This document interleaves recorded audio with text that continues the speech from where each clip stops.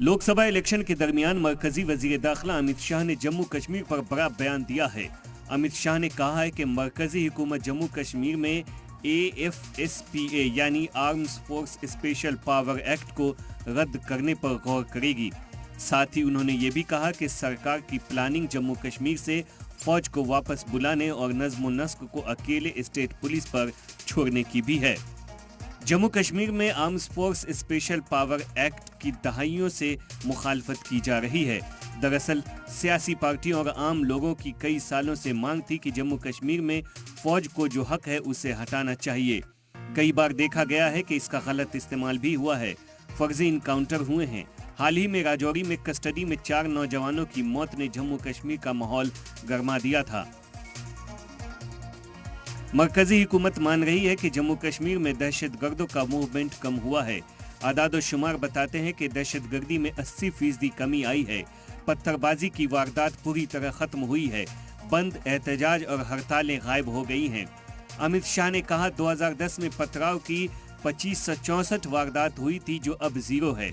2004 से 2014 तक 7217 दहशतगर्दी के मामले हुए। 2014 से 2023 तक ये घटकर 2227 हो गई हैं और ये करीब 70% की कमी है। 2004 से 2014 तक मौतों की कुल तादाद 2829 थी और 2014-23 के दरमियान ये घटकर 915 हो गई हैं, जो 68% की कमी है। शहरियों की मौत 1770 थी और घटकर 341 हो गई है, जो 81% की गिरावट है।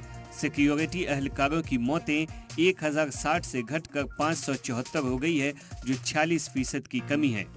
मरकजी हुकूमत ने 5 अगस्त 2019 को जम्मू कश्मीर से आर्टिकल 370 हटाया था। उसके बाद जम्मू कश्मीर को लेकर जो पॉलिसी बनाई थी उसमें कामयाबी मिली है। वादी में हालात बदले हैं और अमन देखने को मिल रही है। नौजवानों में एजुकेशन से लेकर जॉब का क्रेज बढ़ा है। पीएम नरेंद्र मोदी का जम्मू कश्मीर को लेकर एक बड़ा प्लान है। पीएम मोदी ने श्रीनगर की रैली में इसकी जानकारी भी दी थी। कहा जा रहा है कि इलेक्शन के बाद मोदी हुकूमत का ये सबसे बड़ा एजेंडा हो सकता है। मुल्क में लोकसभा इलेक्शन के तुरंत बाद जम्मू कश्मीर में असेंबली इलेक्शन होने हैं। ये असेंबली इलेक्शन 30 सितंबर से पहले करवाने की तैयारी है।